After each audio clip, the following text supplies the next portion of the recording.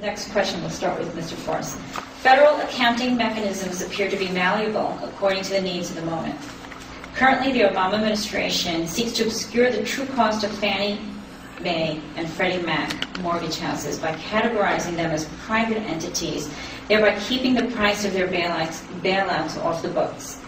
How would you address this fluctuating accounting rules which keep the cost of government hidden?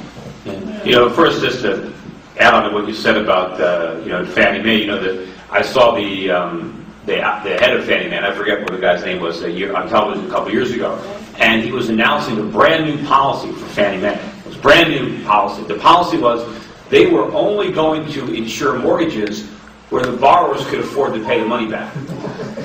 And the anchor was like, well, what do you mean? I mean, that's not, you didn't have that policy before? And it's like, talk about closing the barn door after the horse had left. But this is what they said. I'm not making this stuff up. They had adjustable rate mortgages. And they said it was Freddie's policy. They had their guidelines that said, okay, we're only going to insure a mortgage if it's no more than 35% or whatever it was of your income. And that was the cap. But if you took out an ARM, they only looked at the teaser rate. Right? They didn't look at the level that it could adjust to when the teaser expired. So even if the adjustment rate proved to be more than 100% of what you earned, they would still approve it. And what they said is, well, going forward, we're actually going to make sure that you can afford the higher rate that it sets to, not just the introductory rate. And Anchor's like, well, why didn't you do that? Why did you do that all along? I mean, this seems basic, right? And they said, well, people were making a lot of money in the real estate market, and so we didn't want to tell people that they couldn't buy a house. We wanted to give them the opportunity to profit. So in other words, Fannie and Freddie were subsidizing speculating. They saw speculating, and they didn't want to do anything to stop it. I mean, that was with government guarantees. Look, the problem with government accounting, when you see these politicians criticizing Wall Street or any private sector company for fraud or accounting, the biggest fraud in accounting is the federal government. Their budget is a complete and total lie. The national debt, which they report, which is about $12.5 trillion, that's just the tip of the iceberg, right? The debt on Freddie and Fannie that the question talks about, that debt is off the books. But the federal government has already stated that it stands behind all of that debt, $6 trillion.